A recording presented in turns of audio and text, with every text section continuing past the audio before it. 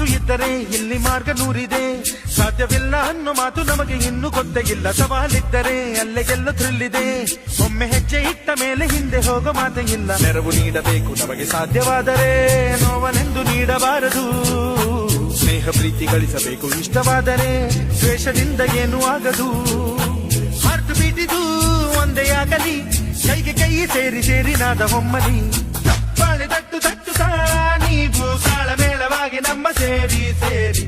ಬಾಳೆ ತಟ್ಟು ತಟ್ಟುತ್ತಾ ನೀವು ತಾಳಮೇಳವಾಗಿ ನಮ್ಮ ಸೇರಿ ಸೇರಿ.